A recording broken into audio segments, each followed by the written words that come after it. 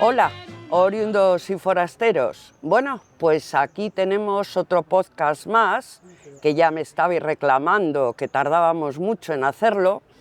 Y en este día traigo a Antonín, muy conocido como Antonín, pero él es Antonio Eugenio Alonso García. Hola Antonín, bienvenido Hola, al podcast de Oriundos. Muchas gracias. Ya me suena raro que Antonio Eugenio Alonso García. Sí, Antonio Alonso, espero que...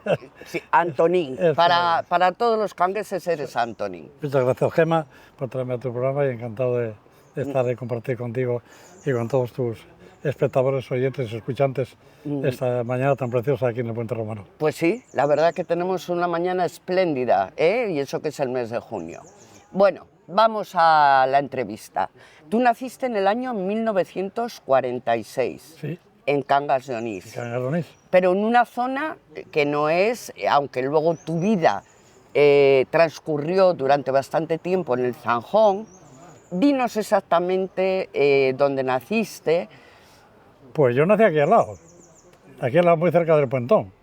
Yo nací en lo que hoy es la cafetería del Peñalver, más concretamente lo que es la panadería de Alfredo. Ajá. Esa era una casa de la familia de Alfredo y de Luis Miguel, de María Luisa Cadenava, hermana de su abuelo, tía abuela por tanto, donde ya había estado instalada en mi familia, puesto que mi abuelo Antonio Alonso, yo soy de la saga de los Antonio Alonso, había tenido un instituto.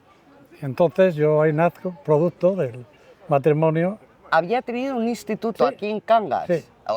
¿No nos puedes ampliar un poquitín? Bueno, te voy a decir que sé muy poco. Sé que era un instituto de primera enseñanza. Ajá. Que se dedicaba, era de 3 cursos, y se dedicaba, sobre todo en aquella época, a preparar a la gente que iba a la emigración.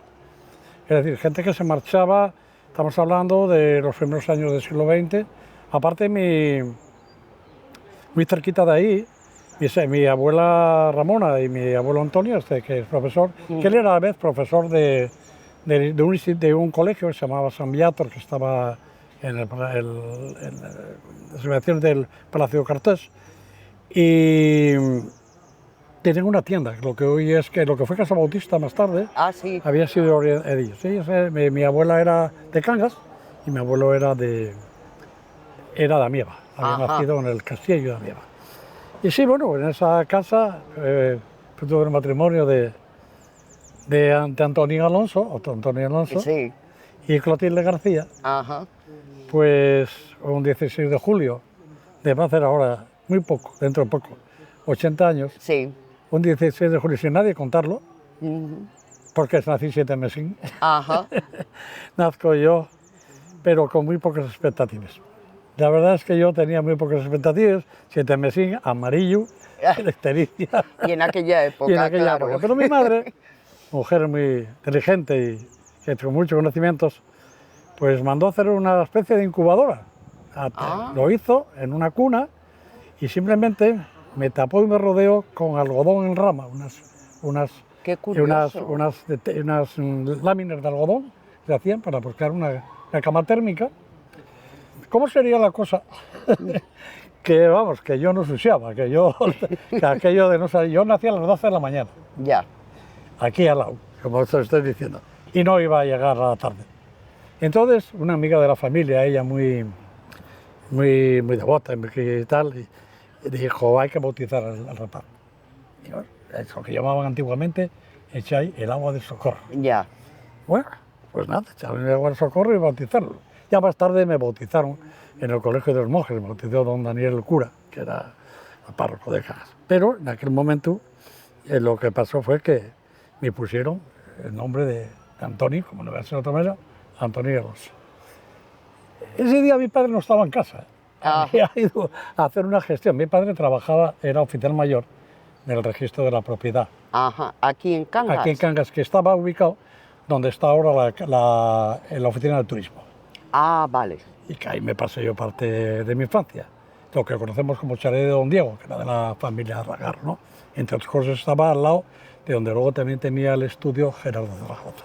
Pero bueno, a donde voy, nazco en esa circunstancia, me ponen de nombre Antonio, pero cuando va a escribir, dice doña Venturina a mi padre que hay que poner el nombre de Eugenio, porque me había encomendado al entonces Papa Pío XII, el que se llamaba, como dicen en el mundo, Eugenio Pacelli.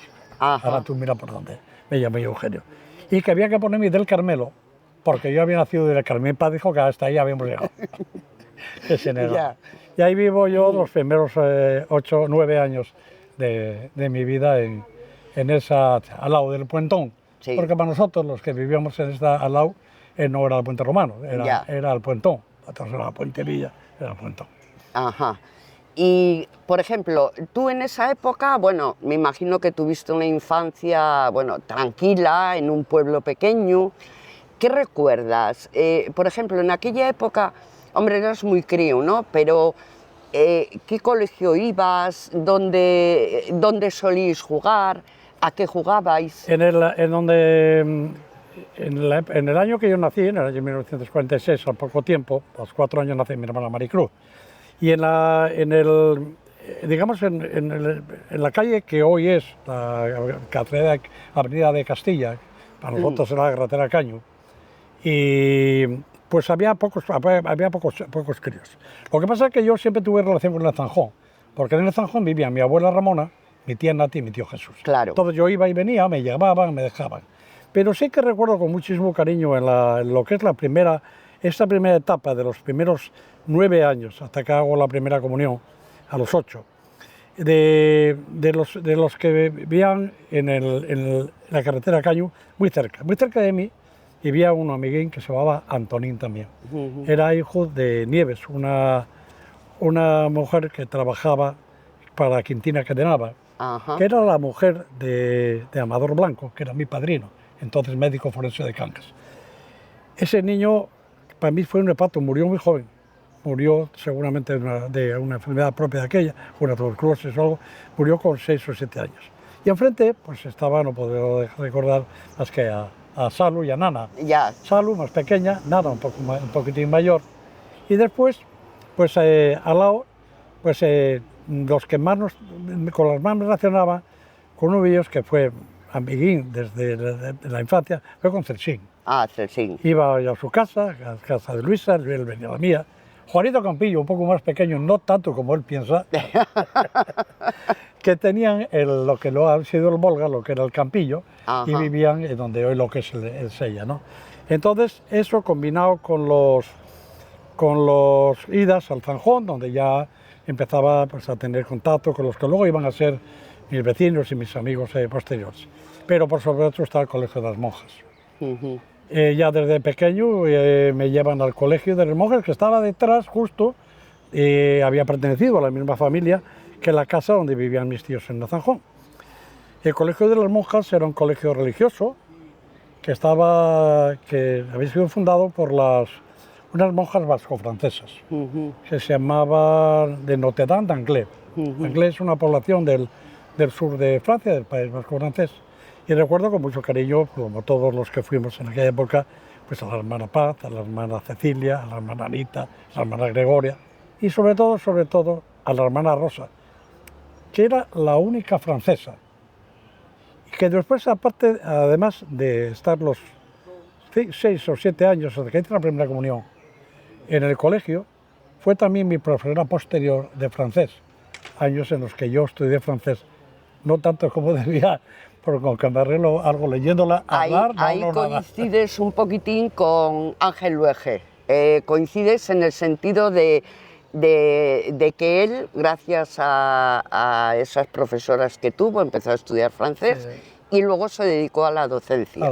Exacto. Coincidí ahí precisamente, y sí recuerdo, con 2 personas que se son vida porque eran mucho mayores que yo. Una todavía vive. Uno era don Celso. Ah, sí. Don Celso había hecho filología, creo, y fue mi profesor posterior de francés. Entonces, quizás, digo yo, para poder perfeccionar la pronunciación, pues iba a clases, yo salía y entraba don Celso. Y Josefina la de Bautista. Ah, mira. Que vive, fíjate, todavía la veo todos los días. Entonces, sí, durante bastantes años yo estuve en el colegio, luego más tarde se incorporó mi hermana Maricruz, hasta que yo en el año 1954, de una manera trágica. Digo trágica en el sentido de lo que supuso el impacto para nosotros, para nuestra familia, para mi madre, para mi hermana, para mí. Bueno, el mi padre. fallecimiento de Mi tu padre de padre. muerte repentina. Sí. Al año siguiente ya nos vamos al Zanjón y empieza otra etapa diferente, sí. Por cierto, hablando del Zanjón, quiero comentaros una cosa. Ahora nos va a contar Antonín, pero que no se me olvide, el grupo Corquieu, del cual es integrante tu sobrino, el hijo de Maricruz, van a estrenar en septiembre, el día 18 creo que es, de septiembre, un álbum musical que se titula Zanjón. Sí. Vale, puedes continuar hablándonos, bueno, es que no quería dejar pasar. Pues efectivamente, Corquieu es el grupo oriosellano en el cual entre ellos está integrante y es uno de los compositores del grupo Roberto Suárez Alonso, Rigu, Rigu para los amigos y para el tío, pues, y quiso hacer un poco homenaje a su madre y compuso un CD, compuso dentro de las varias canciones, de varios temas, mejor dicho, temas musicales, pues es un tema musical, una canción que se llama Zanjón.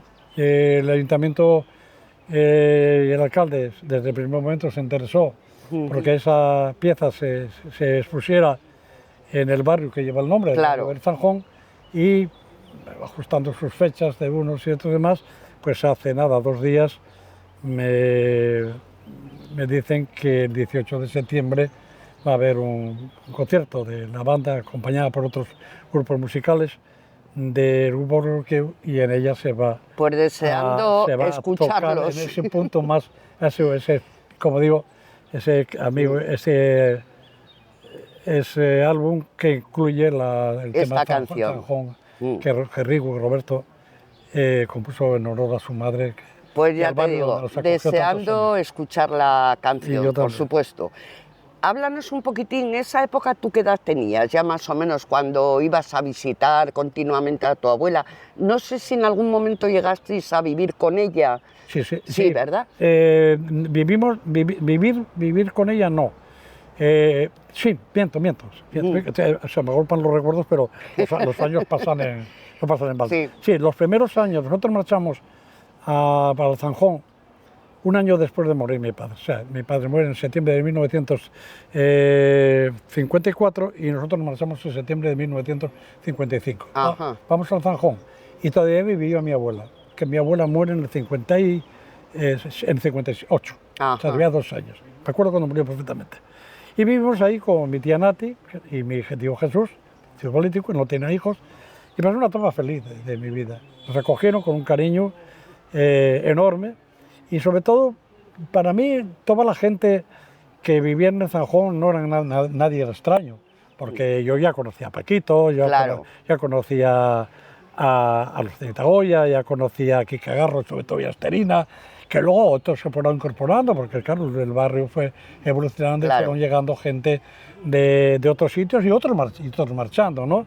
Hasta que ahí pues tuve una etapa muy guapa, muy feliz, de juegos, es la etapa que yo ya empecé al instituto, hasta prácticamente el año, quiero recordar, 66 por ahí, sería cuando ya nos marchamos mi hermana y yo y mi madre nos marchamos a la calle del Mercado, donde vivimos otros 25 años. Fue una etapa bonita, la etapa donde cuando yo nací, era una etapa complicada en España. Sí. Digamos que es una etapa de posguerra. Eso no te enteras. Los niños... Hombre, fíjate cómo sería que yo conducía los coches de Franco. ¿Y te explico por qué? A ver, cuéntanos eso, ¿cómo que tú conducías? Sí, conducía los coches de Franco. Resulta que estas son cosas que se te quedan en la cabeza. Estando un día jugando ahí por delante de casa de Salu y de Nana, seguramente con alguno de los que te acabo de nombrar, no sé, sentimos que allá a lo lejos, donde la farmacia de Carriedo, había una máquina que hacía un ruido muy extraño, hacía clan, clan, clan, clan, clan, clan. Y tal, ¿qué era? Fuimos para allá, era que estaban bacheando la carretera de caño, echando alquitrán, grava, y la pisonadora era la que hacía el ruido. Claro. Alguien al lado que era don Juan Bautista, vestido con su tradicional Con su mandilón negro y su gorra, que dijo, este año nos visita el generalísimo. Y efectivamente, aquel año vino Franco a pescar. Al lado de donde nací, en la casa de Huitu, donde está ahora lo de Peñalver, había un garaje. Sí. Un garaje que cuidaba el mantenimiento de las líneas que llamamos de Ponga, de Narciso. Entonces, los coches de Franco, pues no eran precisamente de primera mano, eran los coches americanos descapotables, con aquellos choferes que tenían de gorra roja y un tabardo en pleno mes de mayo, que debía dar un calor que no me explico. Y entonces yo vi aquellos coches, aquello era una maravilla. Y yo me subí un día al coche, volanteé, y no me dijeron nada. Eras un crío, claro, era un crío, claro. Eran aquellos coches que pasaban. Luego todo Cangas estaba esperando a ver cuándo pasaba Franco, y a Franco nunca lo veíamos. Va en este coche, no, va en el otro. En este no va que para despistar. Ya. Y los guardias civiles por los caminos, por tal. Todo aquello fueron unos años en los que, sí, la verdad que era la expectativa de venir Franco a pescar, que yo lo vi pescar muchas veces. Tampoco había demasiados inconvenientes para los críos. Claro. Para acercarte de más. Pero sí, me acuerdo yo de aquellas anécdotas. Y me acuerdo que mi padre me decía, hay que dormir la siesta. Y de si duermes la siesta, ya verás. Y bueno, dormir la siesta tampoco mucho, porque tal, todo el día estaba pendiente de los coches. Dijo, mira, un paquete de rosquillas que te trajo Franco. Que te lo regaló Franco, ¿no? ¿Sabes tú lo que somos casi? Y bueno, vamos a avanzar un poquitín, ya llega la época de juventud, ¿no? De salir. En aquella época me imagino que Cangas, bueno, habría 4 sitios, pero yo sé que inventasteis una modalidad que luego más tarde se puso muy de moda, que era el guateque. Guateques, los guateques. ¿Cómo os organizabais los guateques? Aquello, la verdad es que salió de una manera... Bueno, la verdad es que yo creo que todo esto tuvo que ver con la importación que trajeron los veraneantes. A partir del mes de junio, cuando acababa el colegio, pues aquí venían de fuera de familias que bueno, pasaban aquí el verano. Y digamos que había 2 sectores. Un sector, digamos, un poquitín más elitista, formado por familias como los Navarro, los Sarmiento, los de, como llamamos, los Tajuca de Popi, que tenían una edad un poco mayor que la nuestra. Y luego habíamos otros que éramos los de Cangas, del barrio, de San Pelayo, y que sobre todo yo siempre recuerdo a Alfonso el de Ladia. Alfonso era hijo era nieto de Ladia, del Hotel Ladia. ¿Alfonso, que es el que estuvo en México? No, Alfonso es médico militar, y se casó después con Marta Quesada. Y entonces en aquella época nuestra pandilla, que era la pandilla que íbamos al río, era Marta Quesada, era Josefina Martínez, Estenia Garro, en fin, Morilla, todos los que, no quiero dejar de nombrar, pero es que todos no me acuerdo. Entonces una vez que íbamos al río, el río tenía tres sitios para meter. Para los pequeños, la playina. Claro. Hasta que aprendías a nadar. A mí me enseñó a nadar Rosián, el padre de Luisín, que lo encargó mi padre, y yo tenía 6 o 7 años. Una vez ya dominado el deporte del nadar, muy poco, porque a mí cruzar el Pozo de la Silla me parecía una eternidad. Una cosa como el Canal de la Mancha al oeste. Yo era muy miedoso y muy cagueta. Luego ya venimos aquí, al Puente Romano. Y claro, aquí ya estaban pues Roberto, Trapina, Choillo, José María de Cabo Félix. Uy, claro, Choillo y estos que eran unos valentones, claro. Se tiraban de aquí. Claro. Yo me subí un día a la pilastra y lo peor, no me tiré. Lo que pasa es que para bajar me las vi. Y entonces era el Puente Romano. Y luego ya teníamos otra tercera fase que era el Golondrós. Claro, el más complicado. El Golondrós, el águila, el camello, tal, ¿no? Y después de los baños empezamos a hacer los guateques. ¿Qué eran los guateques? Pues los guateques eran bailes. ¿Y dónde los hacíamos? Pues con la inmensa paciencia de Pílira de Morilla, que era un bar que había donde ahora mismo se ubica el Torreón. El Torreón, sí. Ahí sí. había un bar que había sido un bar muy famoso, bar y pensión, que ya no funcionaba, pero todavía tenía lo que era el bar, el mostrador y un sal. Y entonces ahí empezamos a hacer en los guateques.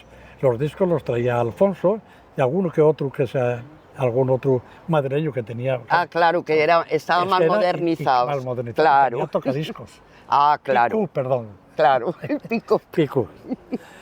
Entonces empezaron los guateques, se hacía un caldero. El caldero era, pues, ¿qué era? Pues todo lo que nos daba Celsín, que era boy, vamos a poner lo que es de boy, pesicola, cuidado, ojo, pesicola, no sé qué más, casera. Luego arrampábamos, poníamos a lo mejor 4 o 5 duros cada uno, si daba íbamos a Casa Graciano y pedíamos un poco de ginebra claro. para unas manzanas para disimular por si acaso entraba un padre, y ahí estábamos, baila que te baila. Fueron unos años, fueron muchos. Llegamos a trasladar el guateque con un tocadiscos de Piles, que era de María Elena, la que fue, en descanso, la mujer de Goyín. Ah, sí. Y llegamos incluso a hacer bailes, el guateques en el Olondoso y uno en el Pico del Arbolín. Ah, un guateque en el Pico del Arbolín. En el Pico del Arbolín. Menuda idea. Fue ¿Y en qué subisteis hasta allí? En un tractor. En un tractor. Teníamos un amigo que era Pachín Carriedo, que había comprado un tractor que nos partía inmenso y tenía un remolque. Entonces, hasta donde se pudo subir con el remolque y luego en otra pata. Hay una foto que tiene María Jesús Verán, no me debo olvidar, y peleando con Benigno Morilla, que era el hijo, Benignín era el hijo de Pili Molilla, y que estamos en ese guateque, prácticamente en la camperina del Pico del Arbolín. O sea, qué bárbaro. Claro. Bueno, vamos a otra etapa. Bueno, te haces un poquitín ya más mayor y, bueno, sí quería mencionar a tu madre, porque yo la recuerdo siempre detrás del mostrador de la farmacia de Judith. Háblanos un poquitín de ella, porque era una persona muy querida en Cangas, muy querida. Mi madre Clotilde García Sá, había nacido en Soria capital, hija de dos funcionarios de Correo de Telégrafos, pero con muy pocos años, a los 4 o 5 años, vino a Llanes. Ajá. Mi abuelo Rufino era jefe de telégrafos y mi abuela Cruz era jefe de correos y maestra. Mi madre estudia farmacia. Estudia farmacia en Madrid. Coge una época muy interesante de la historia de España, iba a decir convulsa lo fue. Sí. Y estudia en la Facultad de Farmacia de Madrid. Ahí tenía mucha familia, todos la familia de ellas eran médicos, farmacéuticos, eran primos carnales. Ella era hija única, pero sus primos, uno de ellos era general jefe de farmacia militar de España, tenía los otros amigos médicos y se cría. La primera parte, mi madre está en un sitio privilegiado, porque estudia en la residencia de estudiantes. Y ahí conoce de primera mano lo que es la intelectualidad. Claro. Y no es por presumir, pero siempre me habló de la gente. Ella hablaba de las conferencias, se escuchaba pues a García Lorca, claro, a Miguel Hernández, Sí, fue una privilegiada en ese sentido, culturalmente. Culturalmente. Sí, sí. Tuvo solamente 3 años, los últimos 2 años. Hasta tal punto, los últimos 2 años se va a cambiar la residencia. Pero hasta tal punto de que mi madre hace farmacia y hace tesis doctoral. Y la tesis doctoral de mi madre la dirige ni más ni menos que Juan Negrín, que fue presidente de la República. Prácticamente interrumpe el final de la tesis doctoral para hacerse cargo de la presidencia de la República. Luego mi madre ya llega a Llanes. En Llanes, donde estaba en la farmacia de Buc, le había puesto en la farmacia mi abuelo, pero esa farmacia llega la guerra destroza a todo. Sí, en mi caso, mi familia la destroza por 2 partes, sin tener conexión ninguna, la destroza por la parte de mi madre y la destroza por la parte de mi padre. El caso es que, por una serie de circunstancias, la farmacia se nacionaliza tanto en el el periodo republicano con el periodo nacional, y al final mi madre se queda sin la farmacia. Indemniza de mala manera, es mujer. Ya, eso aparte, claro. Porque a mi madre le quitan la farmacia, le quitan la titularidad de la farmacia y la desplazan, porque los farmacéuticos estaban en la guerra. Claro. Primero a Posada, luego a Caraballín, ni más ni menos, y cuando viene pues se encuentra con prácticamente nada, ¿no? En esa circunstancia ocurre que en Cangas hay una farmacia, que es la farmacia Cadenava de José María Cadenava, que muere, fallece de una manera repentina. Ajá. Y necesitaba un farmacéutico para poder continuar con la farmacia. Y Judy, que luego fue mi madrina, su viuda, pues contrata a mi madre en un primer periodo. Después de ese periodo, un sobrino de ella, que estaba casada con Sarina, la hija de Ladia, Artemio, hace farmacia y se hace cargo de la farmacia. Pero pasados unos años se marcha a México donde tenía su madre y vuelve mi madre. Claro. Es un poco resumido la historia del paso de mi padre. Mi madre era la titular de la oficina de farmacia de Cadenava y Judy era la propietaria de lo que es el negocio.